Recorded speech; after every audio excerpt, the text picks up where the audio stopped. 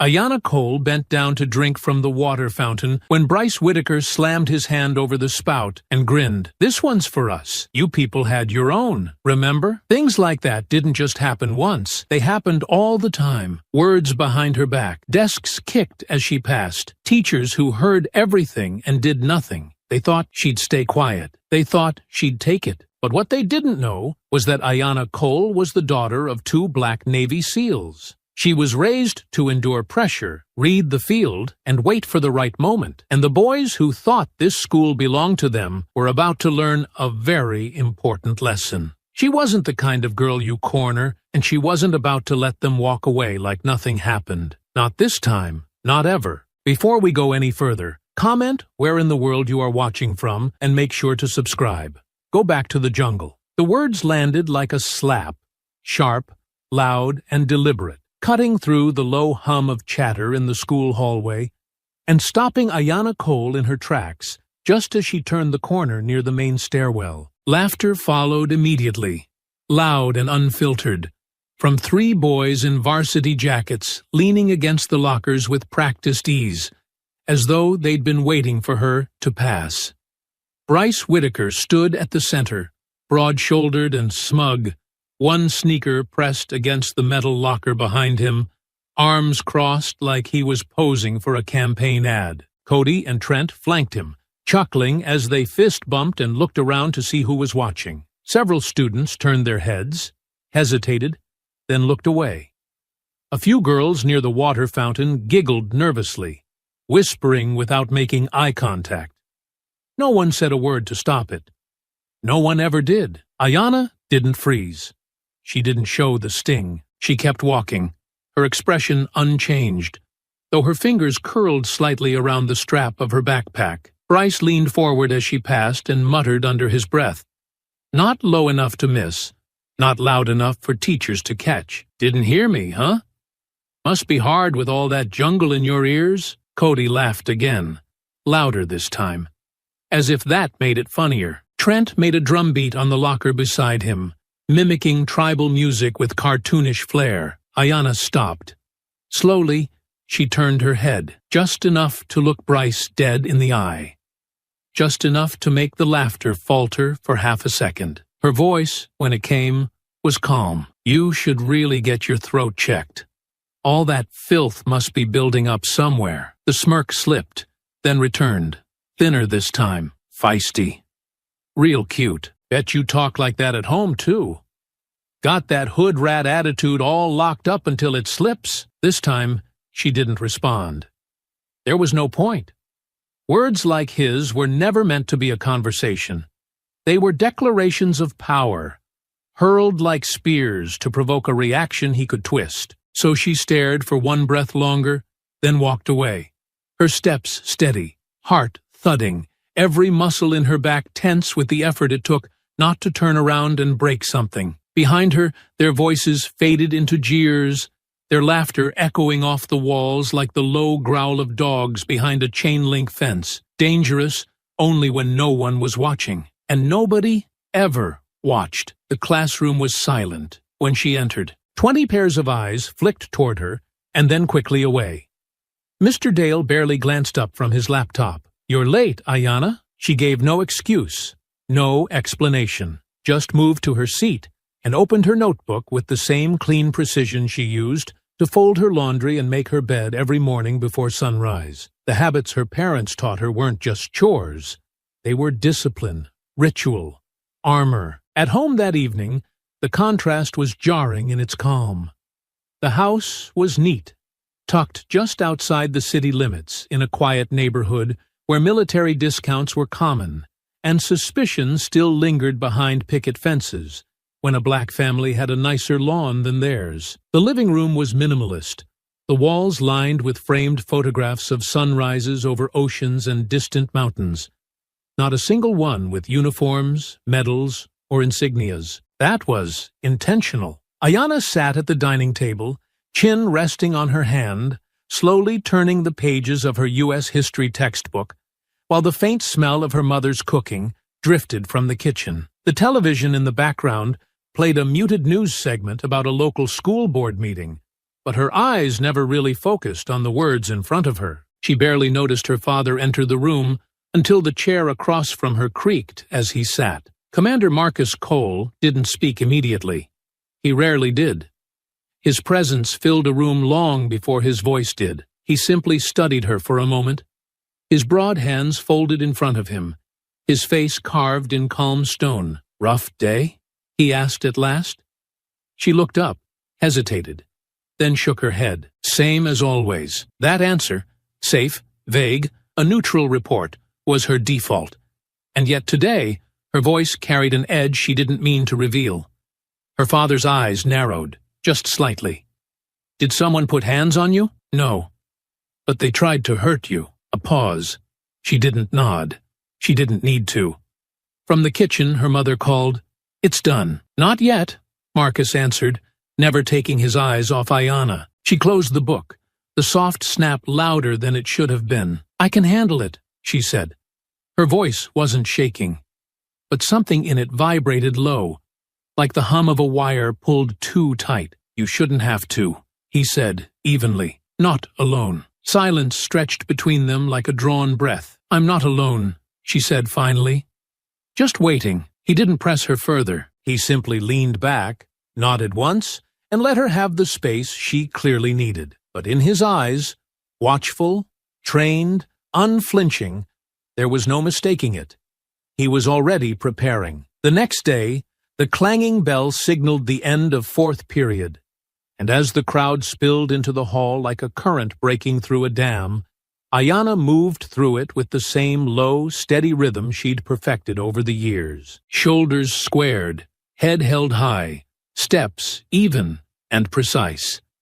Every glance that lingered too long, every half-laughed slur tossed in her direction, every elbow that brushed just a little too hard against her side. She absorbed it all in silence, never breaking stride. She turned down the corridor leading past the gym toward the water fountains, her breath still sharp from a relentless PE circuit. Sweat clung to her collarbone, and the ache in her calves from sprinting uphill drills throbbed with each step. The fountain was old, unpolished chrome with a chipped basin and rust staining the floor beneath it. She bent slightly, one hand pressing the button. The stream barely rose before it stopped. A hand had cut off the water. She looked up. Bryce Whitaker stood over her, fingers planted over the spout like a lock and key. He didn't speak right away. His smile said more than any word could. Behind him, Cody leaned against the adjacent wall, arms crossed, chewing gum with a smirk, and Trent stood with a football balanced between his hands like a prop for a punchline waiting to land. "You're really thirsty, huh?" Bryce asked, voice mockingly polite. Ayanna straightened slowly, her hand falling away from the button. "It's a fountain," she said evenly. "Not a border checkpoint." Bryce tilted his head. "Didn't you people used to have your own?" Trent's face split into a grin, and Cody gave a low, exaggerated whistle, like a sitcom audience reacting on cue. "I mean, not that long ago, right?" Bryce continued, eyes narrowing as he leaned closer. "Just a couple decades back. 2 fountains. One for us. One for your kind. You know, back when things were a little more organized." Ayanna didn't move, but the silence that passed between them was no longer passive. She held his stare, her face unreadable, though a quiet fire stirred beneath her calm. Cody stepped forward now, pointing to the busted metal sign still bolted loosely above the fountain. "Bet you could carve out a new one.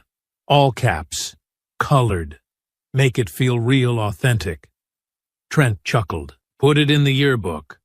A little throwback section. History matters." Bryce laughed and drummed his fingers against the spout again, water dribbling out and splashing onto the floor. Ayanna's voice cut through them, low, sharp, unblinking. "You mean the kind of history your grandfather probably buried in a drawer before the FBI showed up?" That took the air for a half-second.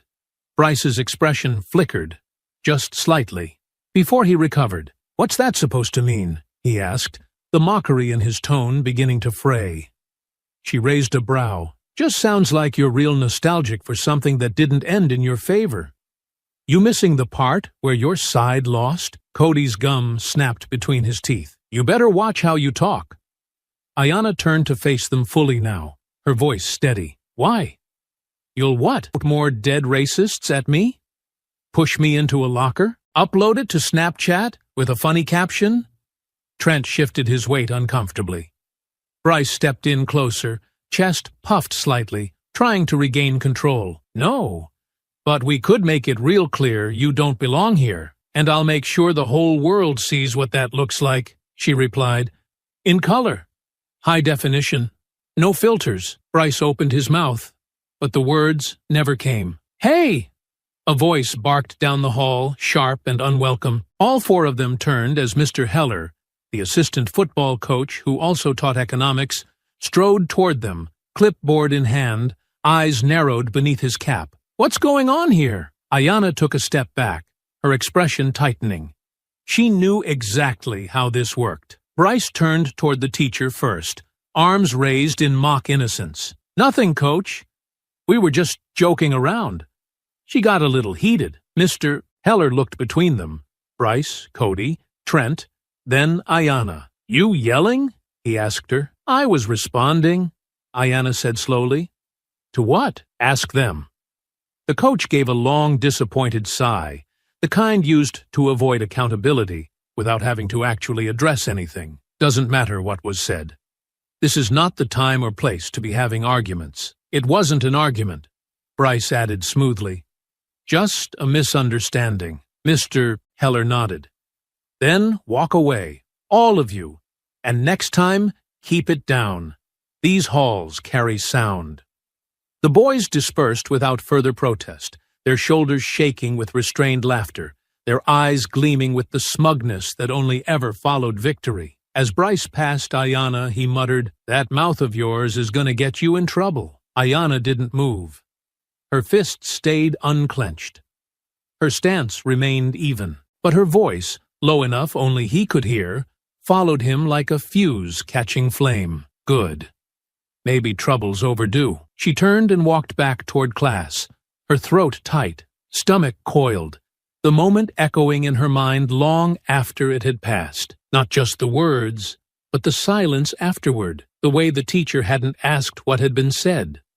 Only who had raised their voice. Later, at home, her mother passed her a bottle of water as Ayanna sat on the porch, the late afternoon sun casting long shadows across the lawn. She didn't say a word, but the bottle was cold, and the silence between them was warm. Her mother didn't speak at first, just eased down beside her with the quiet grace of someone who had spent years learning how to make herself smaller in unfriendly rooms, and years more making herself impossible to ignore. Raquel Cole didn't waste movement, didn't fidget, didn't fill silence with questions. She simply waited, knowing her daughter would speak when ready, and Ayanna did. They blocked the water fountain today, she said, her voice flat. Not because she felt nothing, but because feeling everything would have been too much. Raquel's head turned slowly, her expression unreadable in the dimming light. Did they touch you? No, Ayanna replied. They made jokes about segregation, about how it should come back, like it was a punchline instead of something real. Raquel's jaw worked just once, before she nodded, not in agreement, never that, but in recognition. Ayanna leaned her head back, exhaling through her nose, and then the coach came over. Didn't ask what happened, just who was loud. Sent us all away like it was nothing, like it always is. Raquel studied her daughter's profile for a moment, eyes narrowing slightly. You didn't snap. No, you wanted to. Yes. Another pause. You wouldn't have been wrong to, I know. The silence that followed was not empty. It was full of unsaid things, decades of them, woven through blood and memory and breath. After a while, Raquel shifted slightly. Her voice quieter now, but no softer. You know I grew up in East Texas, right? Ayanna nodded faintly. Her mother had mentioned it before, rarely, and never with much detail. We lived near a town called Jasper, she continued, gaze distant now, fixed somewhere beyond the backyard. You'd think the worst of it would have been over by the time I was your age. But the truth is, hate doesn't care what decade it is. I remember walking to school with rocks thrown at my back, getting sent to the office for disrupting the class when I corrected the teacher about Frederick Douglass. They told me I had an attitude, that I was intimidating. I was 13. Ayanna turned slightly now, watching her mother speak not with emotion, but with clarity, like she had lived it so often that the pain no longer shocked her, only confirmed what she already knew about the world. They laughed when I made honor roll, Raquel said, mocked me for using big words, said I talked white, said I thought I was better than them. I stayed quiet at first, like you do, thought maybe if I was perfect, they'd stop trying to break me. Her eyes turned now, sharp and steady. They didn't. Ayanna didn't interrupt. She just listened. And in that listening, something inside her settled, like pieces shifting into place. They got scared when I stopped pretending, Raquel went on. Scared when I looked them in the eye and stopped apologizing for being smarter, for being stronger. When I enlisted, they said I'd never make it past basic. I graduated top 3 in my class. Deployed 6 times, cleared rooms most men refused to enter. And now, she gestured broadly to the home behind them, to the quiet neighborhood with its trimmed hedges and silent tension. They nod politely at me at HOA meetings, but won't look me in the eye at the supermarket. Ayanna looked down, her voice tight. And now I'm dealing with the same garbage you did. Different faces, same script. Her mother reached over, placed a hand lightly on her knee. Maybe. But you've got something I didn't. What? A name that's already feared. A foundation that doesn't crack. And parents who've fought on soil most people can't even find on a map. You think we trained you just to defend yourself? Ayanna met her gaze, brows knit. We trained you to recognize pressure, to know when to hold, when to strike, and when to wait. They don't see it now. But you're not a target. They're the ones walking blind through a minefield. A flicker of something passed over Ayanna's face. Not relief, not pride, just a quiet understanding. Like the weight on her chest had shifted into something she could carry upright. They keep trying to remind me I don't belong, she said after a moment. Her mother smiled, but it wasn't kind. It was the smile of someone who'd stood on foreign soil with nothing but instinct and steel to guide her, then show them why they're afraid. Ayanna nodded, slow, measured, and stood, brushing off the dust from her sweatpants. Behind her, the porch light flickered on as if to confirm what she already knew. This wasn't over. Not yet. The late bell had rung, and the back lot behind the gym was almost empty now, save for the distant rumble of a lawnmower chewing through patchy grass on the far field, and the low mechanical hum of the building's rooftop AC units vibrating against the still air. Ayanna stepped out alone, her path angled toward the quiet side gate where she liked to wait for her ride. It was the one place in the entire school that felt remotely untouched, where no cameras watched and no cliques hovered in corners pretending not to stare. She had just adjusted the strap of her backpack when she heard it. You're a real piece of work. You know that. The voice came from behind her. Familiar, slow, and sharpened with something just shy of hate. She didn't turn immediately. She didn't need to. Bryce Whitaker was the only one who spoke like he was smiling with a knife between his teeth. When she finally turned, he was leaning against the brick wall beside the dumpster enclosure.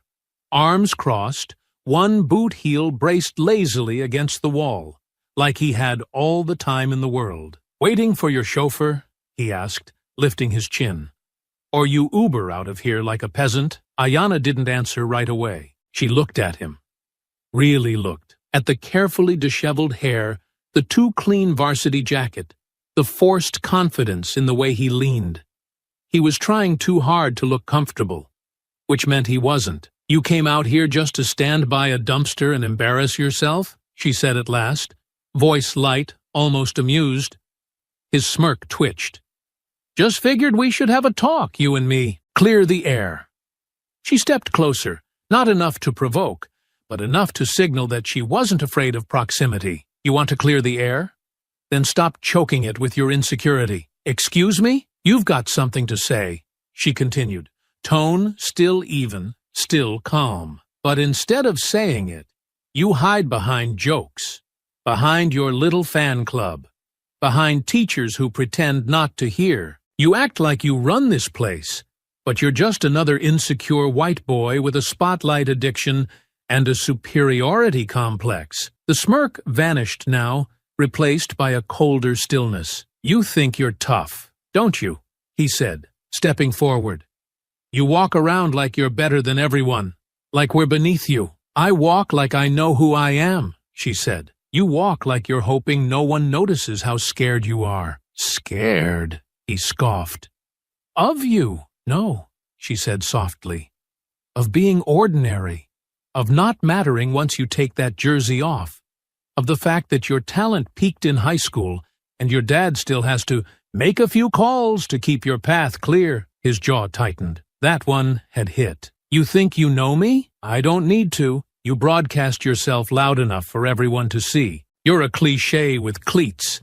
Every weak man who's ever needed to tear down someone smarter than him just to feel tall." He blinked. Once, his chest rose slightly, deeper breath than before. "I bet you rehearse these speeches in the mirror, don't you?" He shot back, but it lacked weight now, the words sounding more like an echo than a strike. Ayanna tilted her head. "No. I just listen, and you're loud enough for me to memorize you without trying. Keep running that mouth, Cole. You're gonna talk yourself into something you can't get out of." "You mean like facts, receipts, audio files?" His eyes narrowed now, body shifting forward half a step. "You recording me right now?" "I don't have to," she said. "You've said enough in public. If you think I'm the only one listening, you're not just dumb, you're delusional." He stepped in again, closer than before. Too close. The tension coiled in the space between them like wire pulled taut. "You think your parents can protect you?"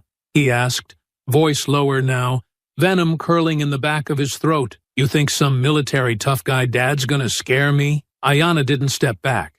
She didn't even blink. "My parents don't need to scare you," she said. "Because the truth is already doing that." Bryce looked at her. Really looked.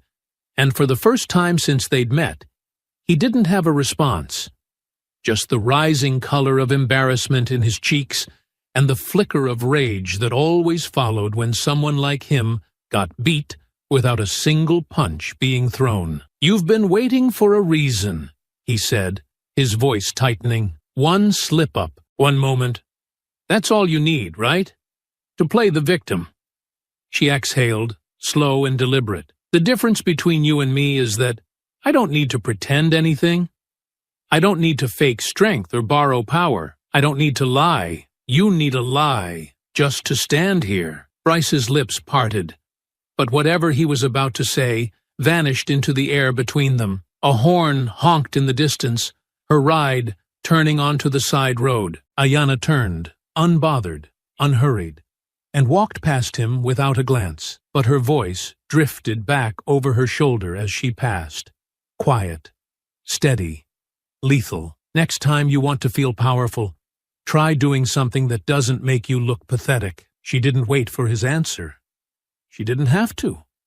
Monday came with a gray sky and a restless wind that whipped leaves through the courtyard and rattled the flagpole outside the main entrance. The building buzzed with a different kind of energy that morning, not the usual hum of gossip and routine, but something heavier, quieter, like a storm rolling in too slowly to notice until it was already overhead. Ayanna walked the halls the same way she always did, head high, steps measured, shoulders relaxed, but alert.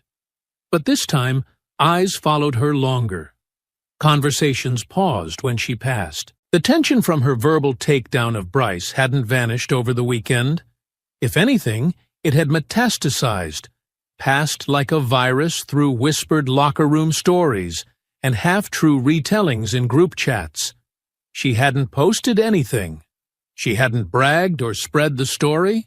She didn't have to. The silence was its own broadcast. She found herself outside again after final bell, leaning against the brick wall near the gym, her bag slung at her side as she waited for her ride. The lot was mostly empty, only a few late buses humming at the curb, and a handful of kids trailing off toward the fields. She'd started avoiding the front of the school when she could. Fewer eyes out here.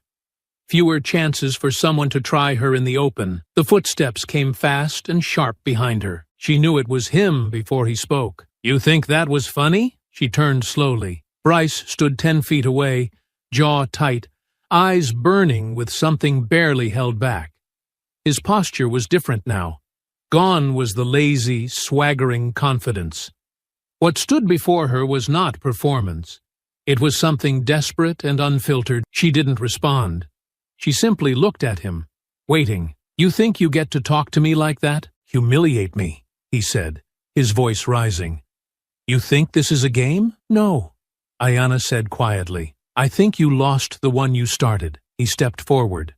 She didn't flinch. "You run your mouth and hide behind your last name," he spat. "You think you're safe just 'cause your parents wear uniforms?" She shook her head slowly. "I'm not hiding behind anything. I stand in the open. You're the one creeping up behind girls in parking lots. That one landed." His face flushed deeper, his breathing faster now. "Say something like that again," he started. "What?" she asked, voice still calm, still cutting. "You'll hit me?" There was a pause. It hung between them like held breath. He didn't answer. And then he moved. Fast. Sloppy. Rage instead of control. He grabbed at the strap of her bag, yanked hard, trying to throw her off balance, to drag her forward. He didn't understand what she'd been trained for. Her body moved before her mind had to catch up. She stepped into the pull, shifted her weight, and twisted sharply, using his own momentum to wrench the strap free from his grasp. His shoulder turned toward her, unguarded, and she planted her foot between them to stop his lunge, pushing him back with a firm palm to the center of his chest. He stumbled, arms flailing slightly to regain footing, but didn't fall. "Not yet. You want to make this physical?" she said, breath calm, heart steady. "Is that how far gone you are?" He charged again. This time he didn't grab. He swung.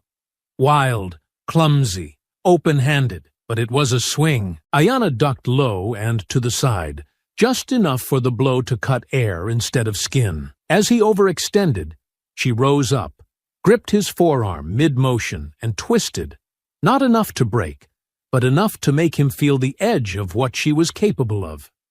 Her body pivoted smoothly, one leg bracing behind his, and in one practiced, effortless motion, she dropped him to the ground. The sound of him hitting the concrete cracked across the space. A silence followed. One heartbeat, then another. And then the scream, shrill and performative, from across the lot. "Oh my God!"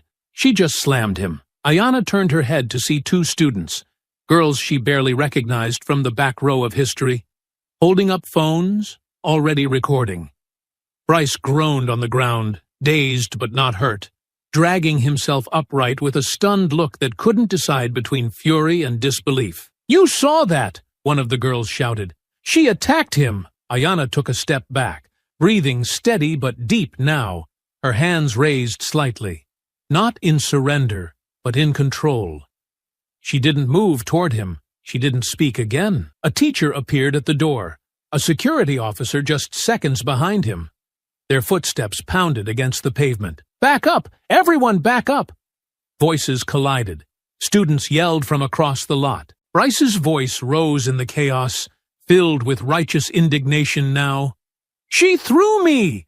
She threw me!" The officer moved toward Ayanna, hand hovering near his belt, not on his gun, but close enough for her body to tense. "Hands where I can see them," he said sharply. She complied, not out of guilt, but out of survival. "She attacked me!" Bryce barked again. "I didn't touch her." "Is that true?" the teacher asked, eyes bouncing between them. Ayanna didn't answer. She didn't have to. because 3 phones were recording, and not one of them had captured the beginning. The silence in the main office wasn't born of peace. It was curated, cultivated, and polished like the nameplates that lined the reception desk. A soft instrumental melody played overhead from a speaker mounted near the ceiling. Some delicate piano loop that tried to soften what had just happened out in the parking lot, as if music could erase violence or reorder time. Ayanna sat still in the upholstered chair outside the principal's office, her backpack at her feet, her hands folded loosely in her lap. Her heart had settled. Her breathing had long since returned to its natural rhythm. But there was something sharper behind her eyes now, something too quiet to be rage and too heavy to be fear. The receptionist gave her polite, practiced glances every few minutes, but never spoke. Students didn't belong in this part of the building unless they had done something wrong, or unless someone needed to be reminded that they weren't invincible. The office door finally opened. "Come in," Principal Larkin said, gesturing lightly, her tone somewhere between forced calm and subtle condescension. Ayanna rose and entered, eyes scanning the room out of habit. Diplomas, plaques, a school spirit banner folded neatly in the corner. Everything arranged with the precision of someone who cared more about presentation than the things they claimed to value. Principal Larkin waited until the door clicked shut behind them before sitting behind her desk with a sigh that was too dramatic to be sincere. "Ayanna," she began, folding her hands neatly on the blotter, "this is not how I wanted to end today." Ayanna said nothing. She didn't look at the photo of Larkin's family framed on the corner of the desk. She didn't acknowledge the untouched stack of policy manuals nearby. She only looked at the woman's face, waiting. "We've reviewed several student videos of the incident," Larkin continued, her tone adopting that careful rhythm adults use when they're trying to convince themselves they're being fair. "The footage shows you slamming another student to the ground. That's the part everyone sees. That's the part that's spreading online. No one filmed the part where he grabbed me," Ayanna said, her voice even, unflinching. Larkin offered a tight, regretful smile. "I understand that. I really do. But without that evidence, we have to act based on what's verifiable. Unfortunately, the footage paints a very clear picture." Ayanna kept her expression unreadable. "So the lie becomes the truth because it fits in a file." "It's not about lies or truth, Ayanna," Larkin said quickly. "It's about optics, about protecting the entire student body and preventing further disruption." There it was again. Optics. That quiet, insidious word. "You're suspending me," Ayanna said. Not as a question. She already knew. 5 days, Larkin replied, tone lowering slightly, as though she were offering some kind of mercy. "Out of school. You'll be allowed to make up your assignments and resume classes next week. We're calling it mutual engagement, so it won't go on your permanent record." Ayanna blinked once. "I defended myself," she said calmly. "I used control. I didn't escalate. I didn't hit him. I stopped him." "I believe you," Larkin said too quickly, too automatically. "But our hands are tied when public perception starts to shape the conversation." "Public perception," Ayanna repeated, her voice flat now. "Not facts. This is the best path forward," Larkin said, her voice softening as she reached for a manila folder. "Sign here. You can return to class next Monday." Ayanna didn't look at the paper right away. She stared at the pen instead, the small, meaningless gesture they always used to make you complicit in your own silencing. She reached for it, slowly, fingers curling around the plastic barrel with a calm she didn't feel. "Do I get a copy?" she asked. Larkin blinked. "Excuse me?" "A copy of the report," Ayanna said. "What I'm signing. I want it for my records." Larkin hesitated. "That's not usually necessary for students." "It is for me," Ayanna said. Their eyes met. Larkin held the stare for 1 second longer than she was comfortable with. Then she turned, clicked open a drawer, and retrieved a photocopy. "Of course," she said smoothly, passing it across the desk. Ayanna signed, took the paper, folded it neatly into her bag. She stood, I'll have my assignments emailed to you, Larkin added. We'll make sure this doesn't affect your GPA. Ayanna looked down at her. That's not what I'm worried about. She turned and walked out without another word. The building seemed quieter than usual as she made her way down the side hallway toward the exit. The shadows were longer now, stretching across the tiled floor in muted strips of dusk. She walked past the lockers without looking at them, past the library, past the classroom where she had first overheard someone call her a scholarship mascot under their breath during freshman year. Outside, the wind had picked up again. She stepped out into it like it was waiting for her. At home, the lights were already on. Her father's truck was parked clean in the driveway, tires aligned like every detail had been measured. The porch light glowed softly above the front door. From the street, it looked like peace, like order, like a family with nothing to fear. Ayanna stood at the end of the walkway for a moment, the paper still resting in the side pocket of her backpack. The scent of peppered chicken and jasmine rice drifted through the house as Ayanna stepped through the front door, the warmth of the kitchen light glowing down the hallway, casting long shadows across the polished hardwood floor. Her footsteps were quiet, not out of fear or guilt, but something deeper, intention. Her backpack hung heavier tonight, not from books, but from silence. The folded suspension notice pressed against her side like a secret waiting to be dropped.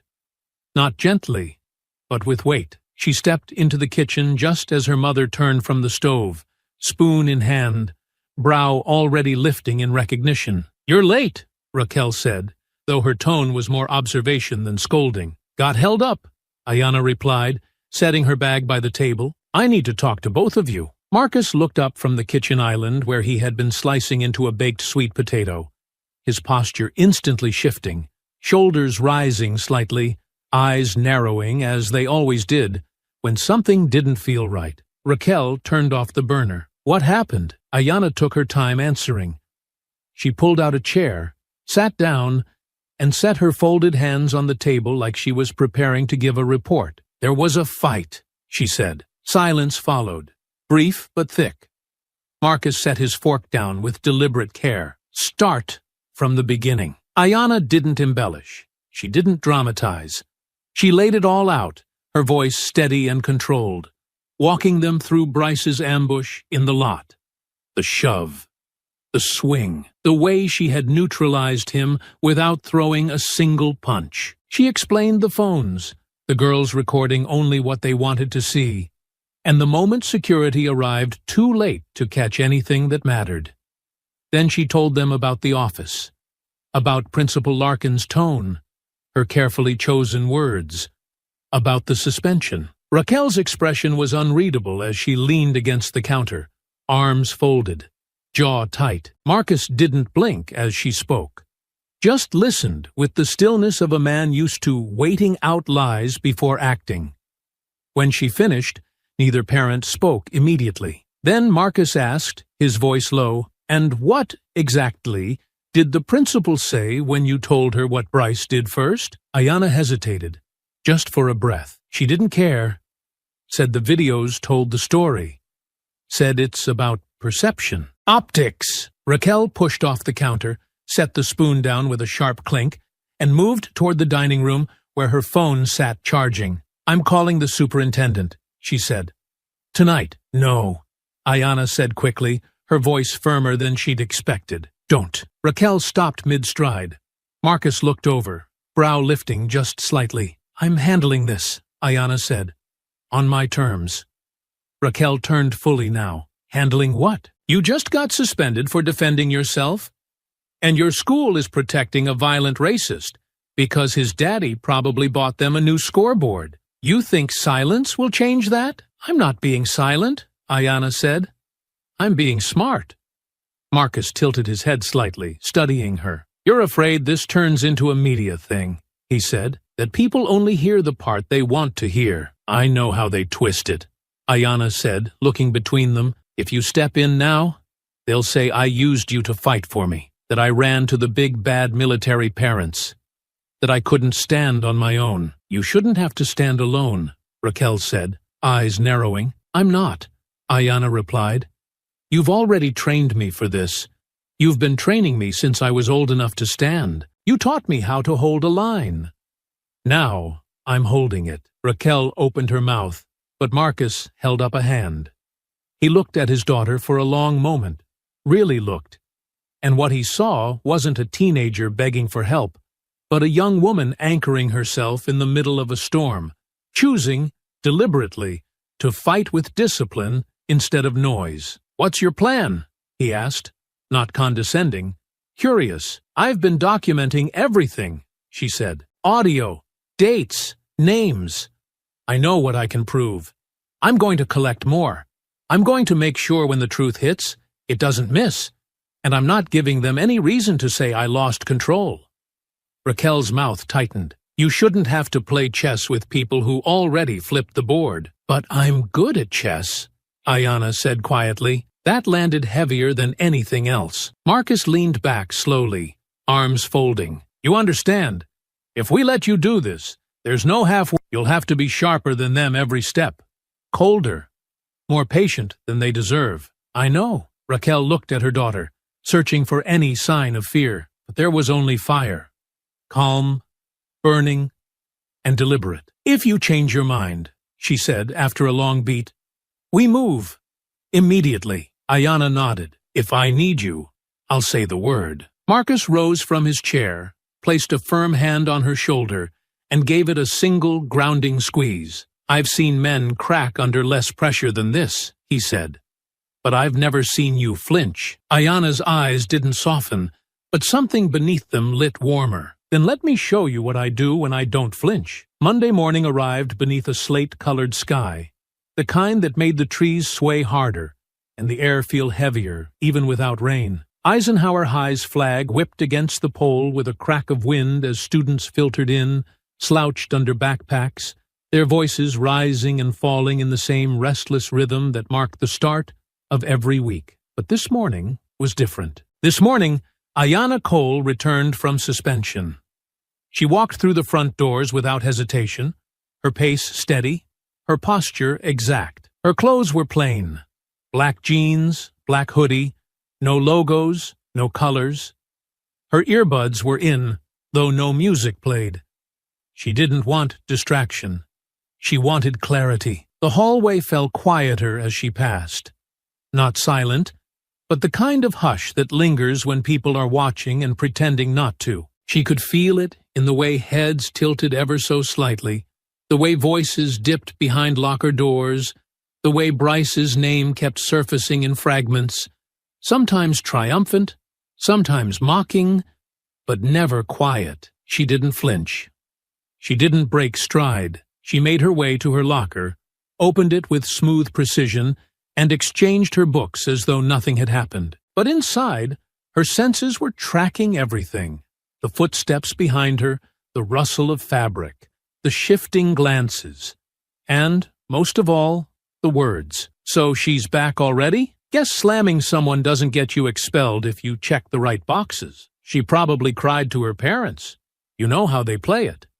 She ignored them. Every word, every whisper, every fake cough that masked the word aggressive or angry was noted and filed away in the quiet, meticulous cabinet of her memory.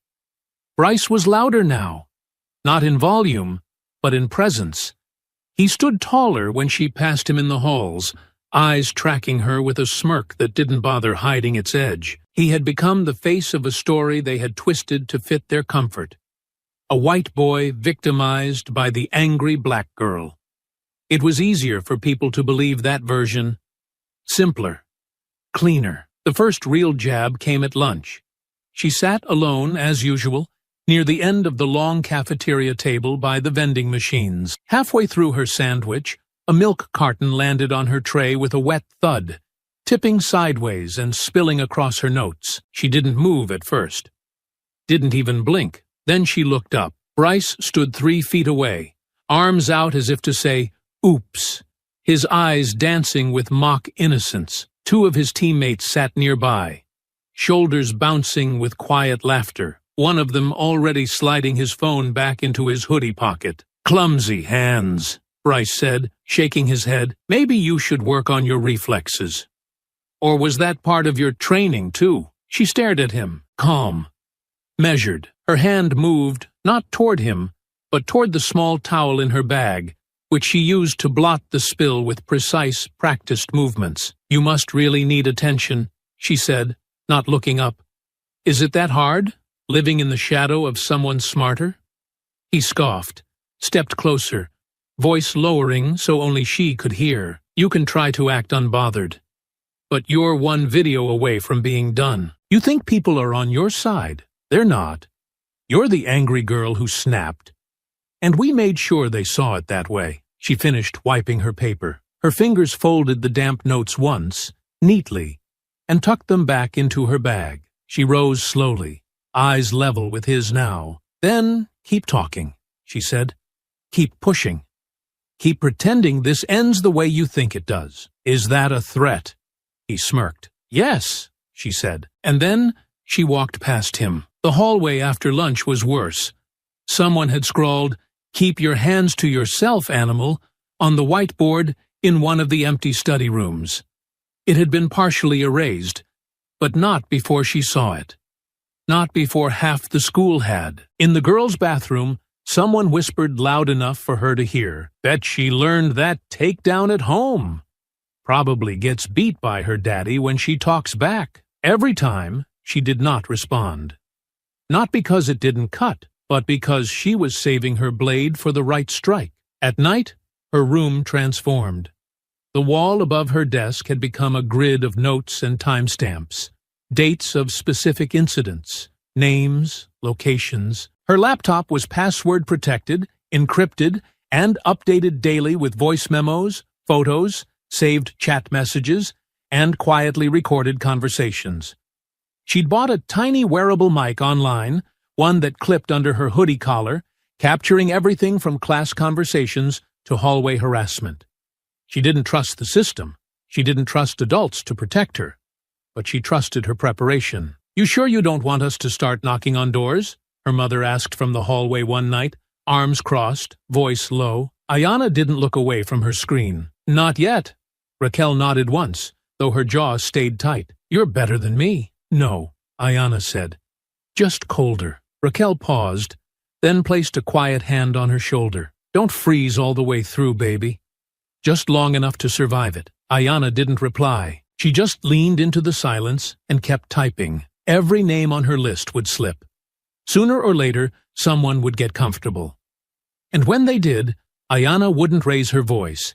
She'd raise the volume.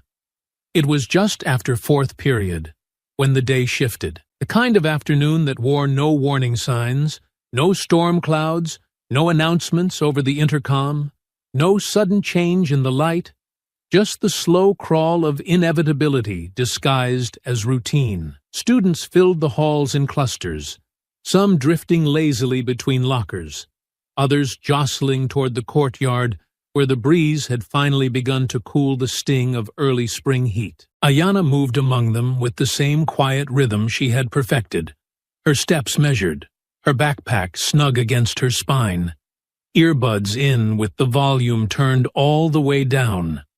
But she could feel it before it happened. The space behind her felt too quiet.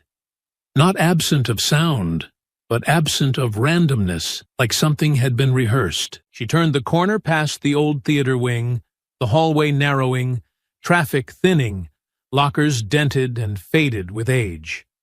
Most students didn't come this way anymore. Too far from the main classrooms, too easy to be forgotten, which is why she chose it. They were waiting before she saw them. Bryce stepped out first from behind the stairwell door, his expression smug, self-satisfied, the mask he wore whenever he thought he had already won. Behind him, Cody and Trent emerged from opposite directions, one down the side corridor near the old janitor's closet, the other walking with deliberate casualness from the direction of the science wing. None of them said anything. Not at first. Ayanna stopped. Her eyes flicked from one to the other, mapping distance, noting the exits. Her heart didn't race. Her breath didn't quicken. She had been preparing for this since the first time they laughed at her pain, like it was a skit. So, Bryce said, arms spreading slightly. You're still walking around here like nothing happened. She didn't respond. Cody stepped in closer, grinning. Not so tough without your daddy in the room, Trent snorted. Or your lawyers. Ayanna tilted her head, gaze sweeping across their faces.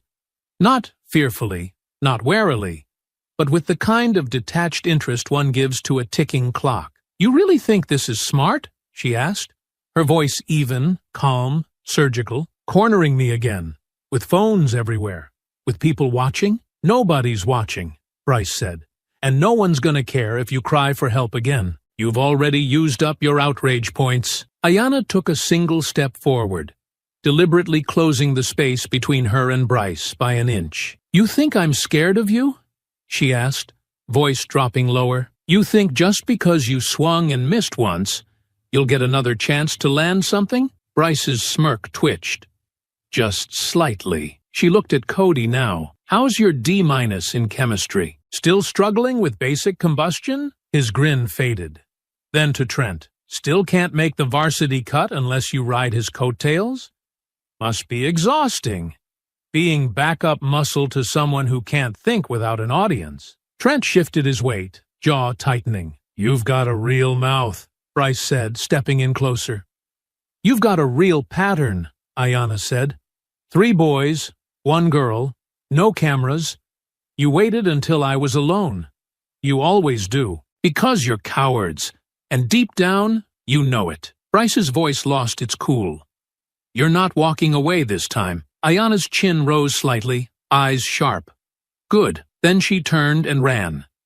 Not from fear, but into the plan. Her steps were fast but controlled, her route already mapped. She moved down the back corridor, turned at the west stairwell, and bolted through the glass doors that led to the open-air commons, a wide courtyard framed by the main cafeteria and 2 wings of classrooms. At this hour, it buzzed with foot traffic. Dozens of students sat at picnic tables. Others leaned against the brick walls, phones out, earbuds in, lost in their worlds. Ayanna burst through the double doors at a calculated pace, fast enough to draw attention, slow enough to keep them close. They followed, just as she knew they would. She didn't look back. She didn't need to. Hey! Bryce shouted behind her.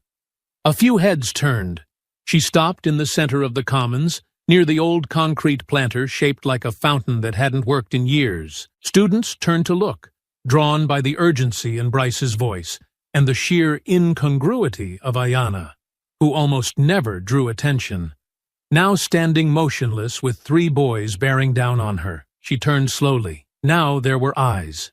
Now there were phones. I knew you'd come, she said, her voice carrying in the courtyard, not loud, but sharp enough to slice through the murmur. Don't flatter yourself, Bryce said, breath heavy now, face flushed. You're about to get what you deserve. No, Ayanna said. You are. And that's when she saw it.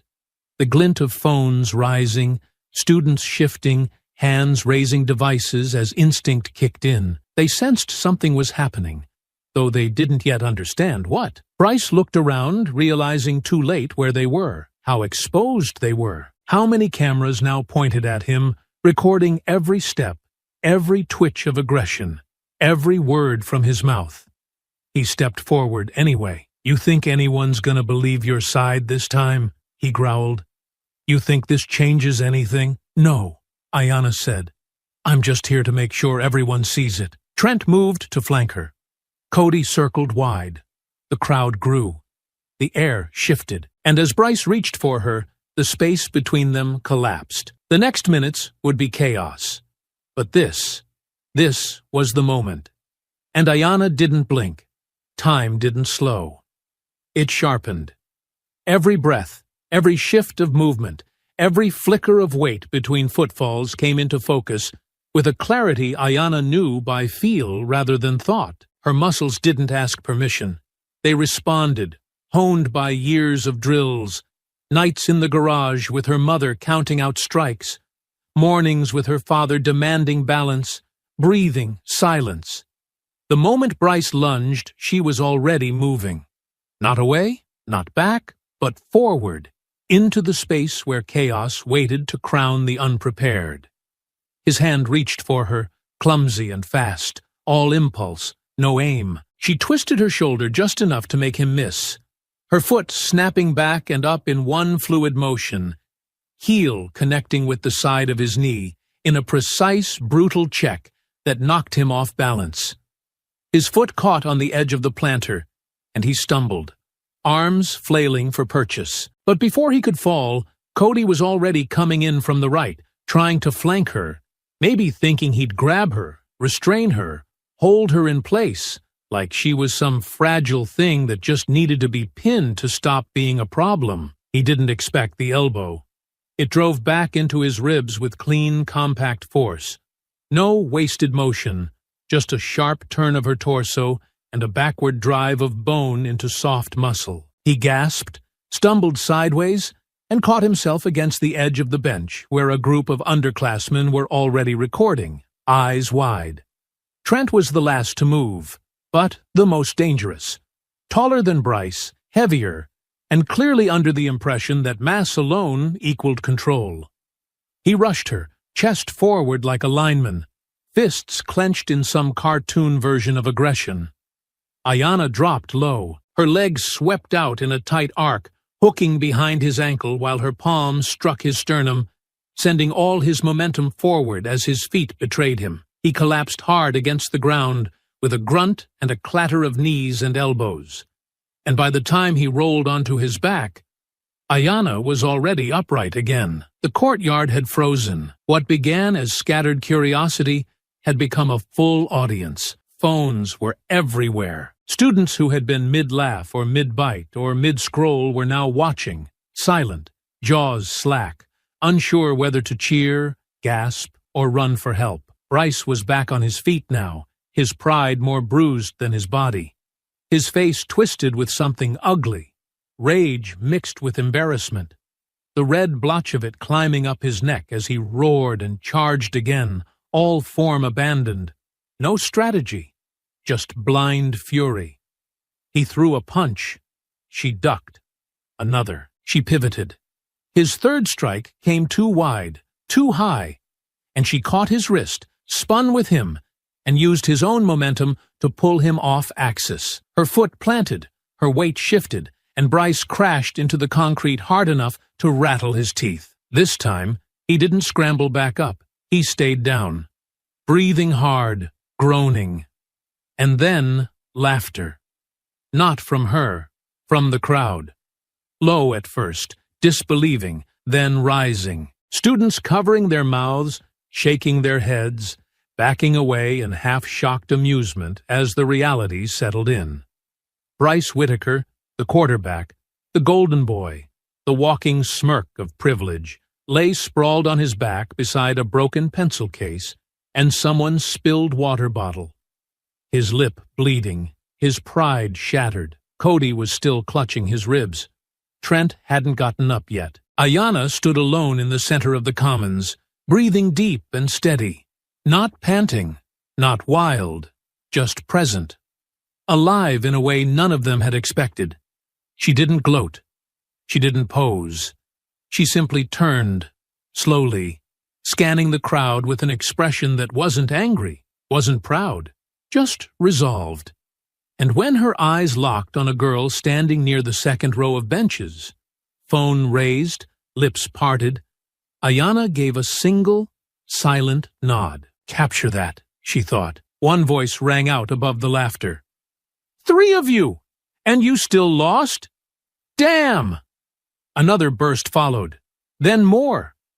She folded you like laundry. Bro, how you gonna get rocked in front of everyone again? Bryce pushed himself up onto his elbows, eyes wide and wild now, searching for something to anchor himself in.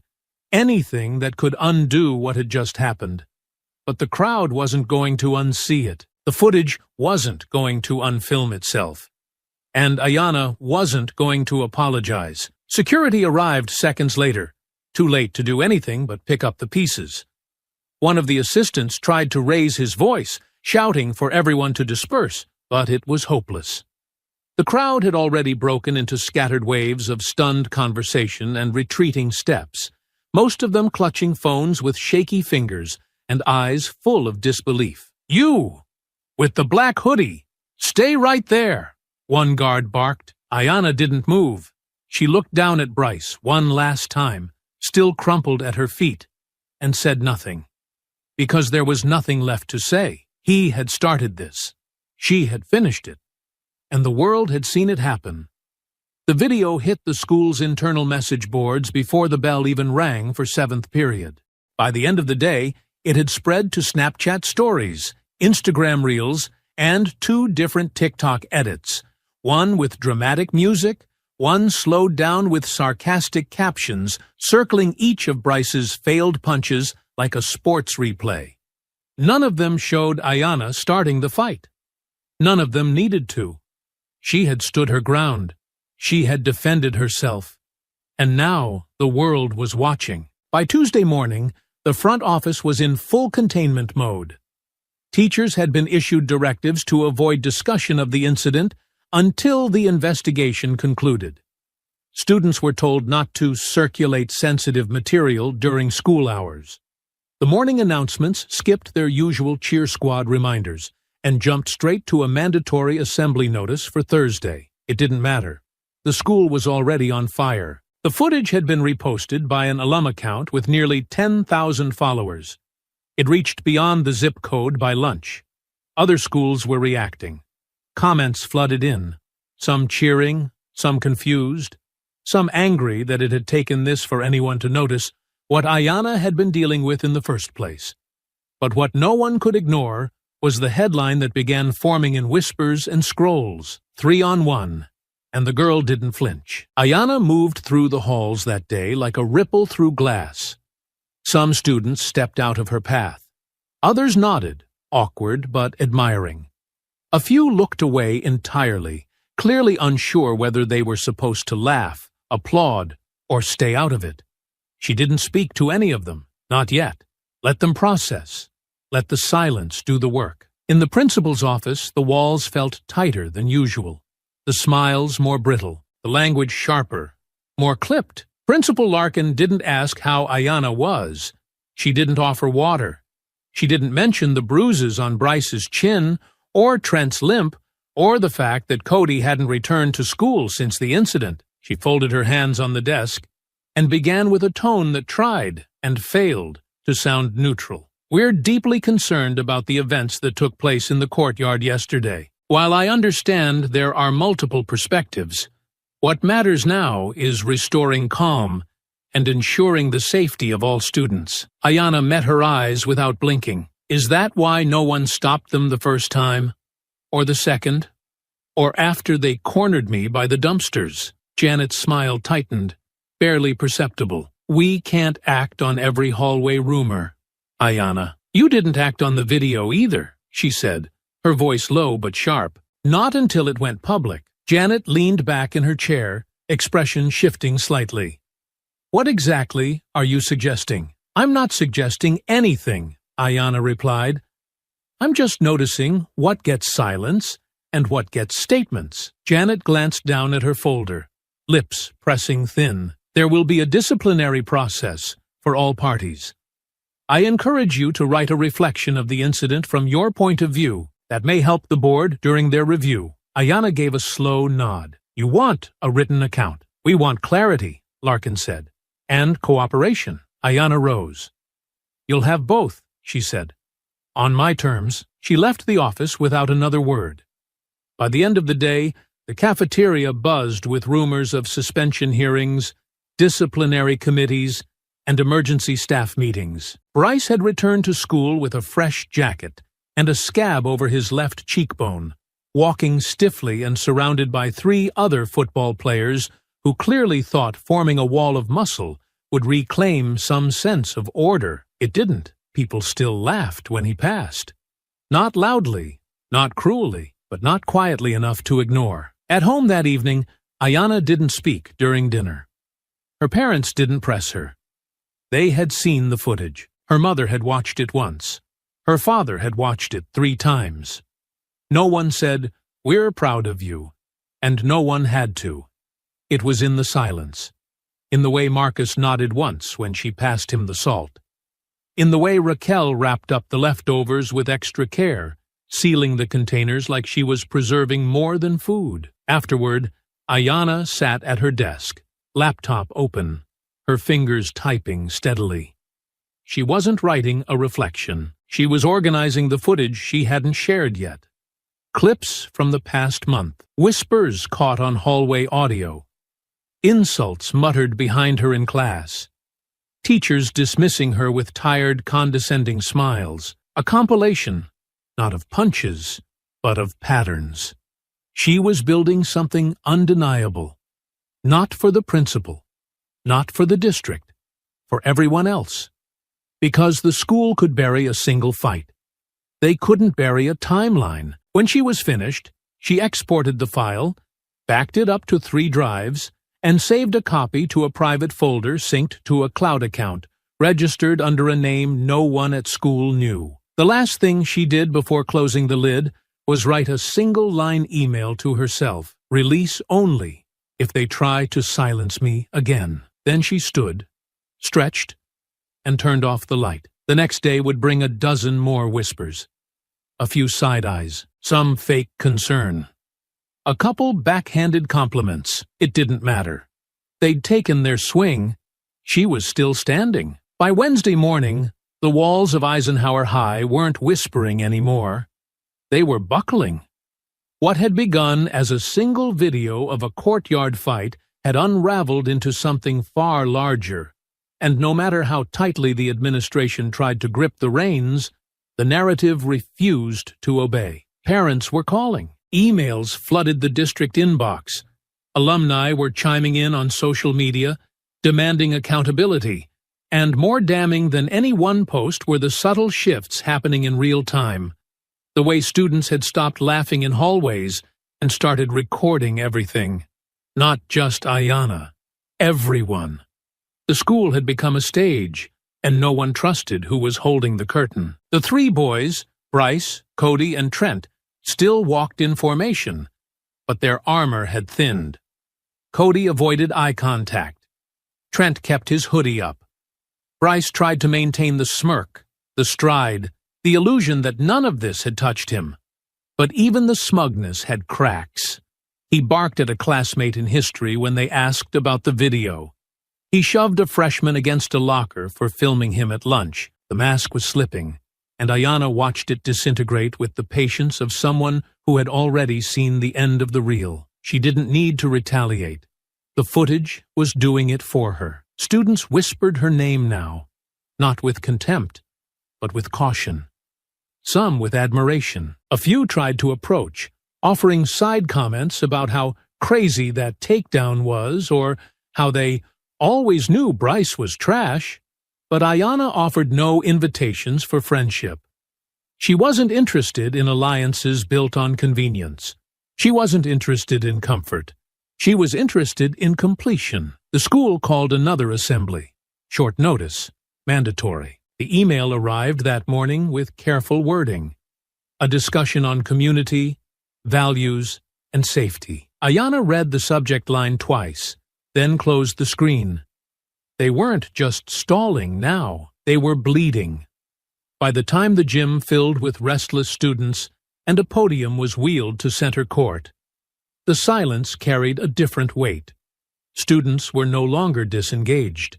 They were watching. Phones weren't out, but only because everyone had one hand hovering near their pocket, waiting. Principal Larkin stepped up to the microphone, her smile thinner than usual, her blazer darker, her words crisp and pre-polished. We want to thank you for your patience as we continue to address the events that have recently occurred on campus. As always, our priority is the safety and unity of our student body. Ayanna sat near the middle of the bleachers, hoodie up, gaze forward, unreadable. What we've seen online, Larkin continued, has been difficult. But it's important to remember that social media is only one part of a complex situation. We encourage all students to come forward through proper channels. The administration is here to listen. We value your voices. Students shifted, A few rolled their eyes. Some looked at Ayanna. She didn't move, didn't blink. Larkin went on, weaving a speech that sounded like concern, but landed like damage control. There was no mention of her by name, no mention of the boys either. Just a vague fog of community, conflict resolution, and restoring trust. She might as well have been reading the script of a crisis PR firm. By the time the microphone clicked off, no one clapped. They were dismissed in silence. In third period, Ayanna received an email. It was from the district. A formal invitation to meet with the regional equity coordinator. We are conducting a full review of recent disciplinary decisions and would value your perspective as part of that process. She read it once, twice, then flagged it. The trap was closing. That evening, she sat in the living room with her laptop open, her parents seated across from her. Her father had just returned from base. Her mother had put her phone on silent and placed it screen down on the coffee table. "You sure you want to move on this now?" Raquel asked, her tone calm but watchful. "You dropped that file, and there's no going back to silence." Ayanna nodded once. "They're already running damage control. I want the next move to be mine." Marcus leaned forward. "What's the goal?" "Exposure," Ayanna said. "Not just the fight. Everything. Every time I was dismissed. Every time a teacher heard and did nothing. Every time the office said it wasn't enough." Raquel raised an eyebrow. "And after that?" Ayanna's voice didn't waver. "Accountability." Her father gave a small, satisfied nod. "Send it to the district. But don't post it yet." "I'm not," she said. "I'm giving them the option. Fix it quietly, or I go public." Raquel looked at her daughter for a long moment, then reached across the table and handed her a small flash drive, encrypted. Just in case. Ayanna took it without a word. Thursday morning came. The school woke up to a different kind of tension. A news van had been spotted outside the main entrance. A local journalist, quiet, persistent, and known for running hard on community issues, was seen walking into the main office with a camera bag and a notebook. Ayanna walked the halls with her head high. Bryce stood by the vending machines, stiff, eyes flicking toward her with something new. Not arrogance, not even hatred. Uncertainty. By lunch, students had begun to whisper a new question. "Did you see the leak?" The email went out at exactly 8:02 a.m.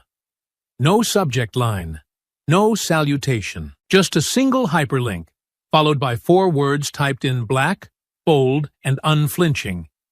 You didn't protect her. It hit inboxes all at once. Students, teachers, administrators, and district officials.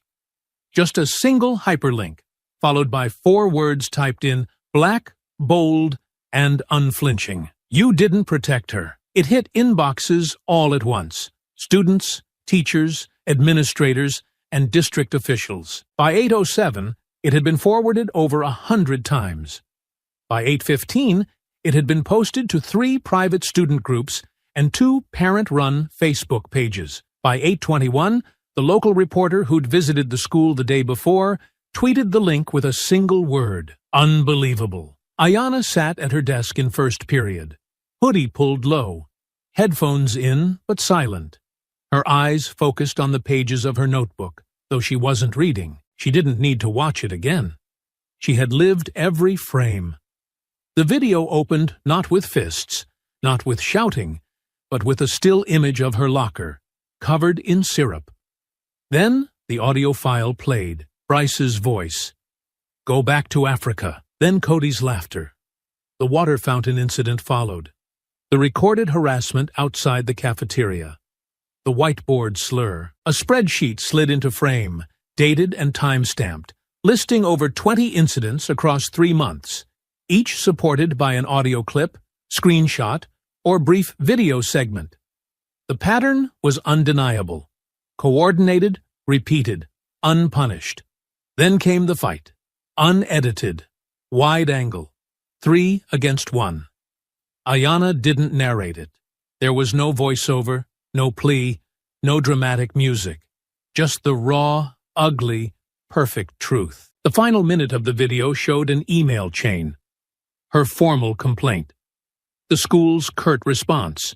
Her suspension letter. It ended with Principal Larkin's voice at the last assembly saying, "Social media is only one part of a complex situation." And silence. No credits. No calls to action. Just truth. Hanging there like a blade above the school. By second period, Eisenhower High was no longer a school. It was a crime scene. Classes still happened, but no one listened. Students stared at their phones in stunned silence. Teachers stood awkwardly at the front of classrooms, some trying to ignore it, others pretending not to have seen it yet. But the ones who mattered, students who had been told to let it go, teachers who had heard the slurs and kept walking, administrators who had weighed Ayanna's silence against Bryce's jersey, they had seen it. They had heard it, and they were afraid. In third period, Ayanna was pulled from class, but this time it wasn't the front office. It was the district superintendent's office. A tall man in a crisp navy suit stood waiting near the doorway with a clipboard in hand and a face she hadn't seen before. "We'd like to speak with you," he said, not unkindly. "Privately." She nodded once. The room they led her to wasn't Larkin's office. It was upstairs, where the district occasionally held board reviews. The table was long, the windows large. Her parents were already there, seated with their backs straight, and their expressions unreadable. Both of them had said nothing publicly in the past week. They hadn't needed to. Ayanna's silence had spoken loud enough. The superintendent didn't waste time. "What you've shown us is deeply disturbing," he said. "We are opening a full investigation, effective immediately." Ayanna said nothing. "We've placed Principal Larkin on administrative leave, pending review. Bryce Whitaker, Cody Randall, and Trent Ellis are also suspended indefinitely. Formal expulsion hearings are being scheduled." Still, she didn't speak. "We will be issuing a public apology, both to you and your family, and the school board has requested to meet with you directly." At that, Ayanna tilted her head slightly. "Why?" "Because we failed," the man said. "And they know it." Raquel glanced toward her daughter, but Marcus was already watching her. He didn't smile, just nodded once, as if confirming what he'd always known she was capable of. Ayanna looked down at her hands, folded neatly on the table. "I don't want a statement," she said finally. "I want change." "You'll have it," the superintendent said. "Not promises, not optics. Policy, procedure, oversight." He nodded slowly. "Understood." She stood. "Then I have nothing else to say." Word spread quickly that Principal Larkin had been escorted off campus by noon. The news broke by early afternoon, first on the local network, then on national feeds by dinner time. The headline was simple, brutal, and clean. "Black students' hidden recordings expose pattern of abuse and school negligence." By Friday, Bryce's name had been pulled from the team roster. His father had deleted his social media accounts. Trent's mother issued a vague apology about boys needing guidance. Cody tried to claim he had been just standing there, but the audio said otherwise. The school issued its official response 2 days later, but by then no one was reading it. The internet had already passed judgment. And Ayanna? She returned to school Monday morning wearing the same black hoodie. Her steps were steady, her gaze clear. Some students clapped when she walked into first period. She didn't respond. Others tried to talk to her, offer support, ask for interviews. She waved them off gently. This wasn't about being famous. It was about being seen, about never being dismissed again. And as she sat down at her desk, pulled out her notes, and opened her pen, she didn't smile. Not yet, because the fight wasn't over. But it was hers now. The sunlight was softer now, casting long amber slants across the polished tile floor as Ayanna walked the halls of Eisenhower High one final time before spring break. The building still looked the same. Same chipped corners on the lockers, same faded posters for prom and SAT prep, same water fountain with its stubborn wheeze, but the weight of it had changed. The silence that once stalked her down these corridors had lost its teeth. The stares that used to follow her weren't loaded with smirks and suspicion anymore. They were quiet, respectful, cautious, and she didn't need them. She wasn't here to be admired. She was here to finish what she started. 2 weeks had passed since the video changed everything, and the ripples hadn't stopped. The school board had issued a formal statement acknowledging systemic oversight and the failure to act on student safety concerns. Larkin had quietly resigned before the investigation could finish burying her. Bryce's family withdrew him from the district altogether. The other two followed soon after, their lockers cleared by faculty under quiet supervision. No apologies were sent to Ayanna directly. Not from them. But that was fine. She hadn't asked for remorse. She had asked for truth. And truth, once exposed, didn't go back into hiding. A new policy had been introduced, one requiring all harassment complaints to be reviewed by an independent equity liaison within 72 hours. Audio submissions were now accepted as valid evidence. Students were being trained on their rights. Faculty underwent mandatory workshops on racial bias, led not by the same tired consultants from the district's endless revolving door, but by outside voices, people with real histories, real scars, and no patience for pretend solutions. Ayanna didn't attend those meetings. She had lived them already. It wasn't about pretending that justice had been done. It wasn't about tying a ribbon around the mess and calling it progress. There were still students who hadn't spoken to her, teachers who wouldn't meet her eyes, systems that, even now, resisted change unless cornered. But there were also students she had never spoken to before, girls who now stopped her in the hallway just to say thank you without needing to explain why. There were boys who had once laughed with Bryce and now looked down when she passed, their smirks gone, their masks peeled back. There were teachers, only a few, but enough, who had started asking different questions in class, listening more closely, watching the corners of the room where silence used to hide ugly things. Change wasn't loud. It was deliberate, slow. But it had started. Ayanna stepped out into the courtyard where it had all unraveled, where Bryce had charged at her with rage burning in his throat, and nothing left to shield him. The broken water fountain at the center had been replaced just last week. Shiny, smooth steel now, no rust, no cracks. She had walked past it twice before she noticed the small black plaque fastened at its base. Let silence be a shield only for those with peace, not protection for cruelty. No name, no attribution, just a message. She sat on the edge of the planter, pulling a notebook from her bag, not for class, but for herself, not to study, but to write. She didn't write about the fight. She didn't write about the pain. She wrote about the strategy, the preparation, the strength required not just to act, but to wait until the moment was hers. She didn't think of it as a journal. It was more like a guide for someone else, someone younger, someone watching, because someone always was. Raquel had told her that once, back when she was 10, learning to thread a punch through a hanging tire in the backyard and complaining about her wrists hurting. Her mother had adjusted her stance, then knelt beside her, the sweat still fresh on her forehead, and said, "You don't train for the fight in front of you. You train for the eyes behind you." At the time, Ayanna didn't understand. Now she did. She heard footsteps behind her. Marcus approached quietly, hands in his pockets, not breaking her train of thought. "They called again," he said, voice low and even.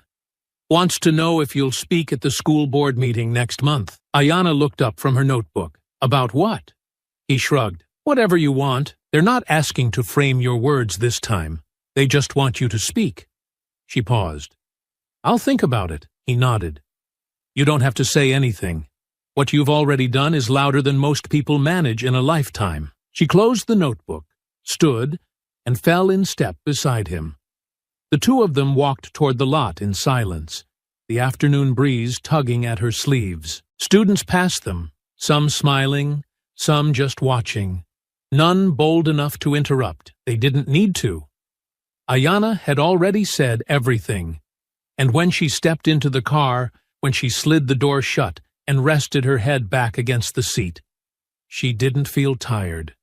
She didn't feel vindicated. She felt ready. There would be other halls, other names, other versions of Bryce, but she'd carry every lesson with her, every second of stillness, every breath between insult and action, every pause before the strike, because strength wasn't in the hit, it was in the wait. And she would never wait passively again. The hallway still looked the same. Same peeling corkboard just outside the counselor's office. Same cluster of faded college brochures stacked unevenly in a metal rack. Same familiar creak in the third locker from the left near the science wing. Eisenhower High hadn't changed its bones, but the way it moved, the way it breathed around her, felt different now. Not louder, not quieter, just honest. There was nothing left hiding in the walls.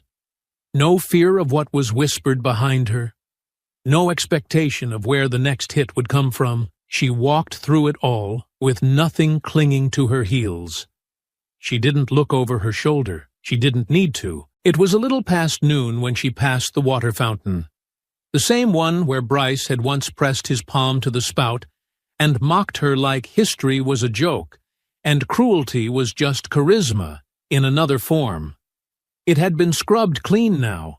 New stainless steel piping, polished edges, the sensor finally working so no one had to press a button to drink. She slowed her steps, looked at it, and after a moment, she leaned forward and drank. No one blocked her, no one watched. Just water, clear, cold, hers. She stood straight and wiped her mouth with the back of her hand, then turned to find 3 girls standing near the hallway lockers. Their conversation cut short mid-sentence. One of them, short with thick glasses and a well-worn poetry book in her arm, offered a hesitant smile. "Hey," she said. "That video," Ayanna tilted her head slightly. "We saw it," the girl continued. "Everything you posted after. Not just the fight. The receipts. All of it." The tallest of the 3, braids pulled tight and neat across her scalp, stepped forward now. "We used to think we had to deal with it on our own.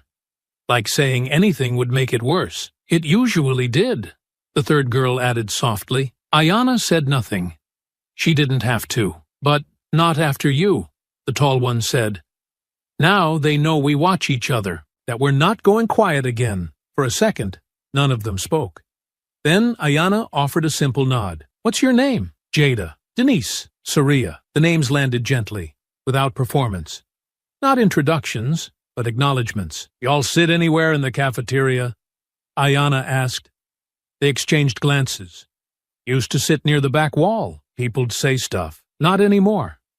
Ayanna nodded again. "Good. Then save me a seat." They smiled.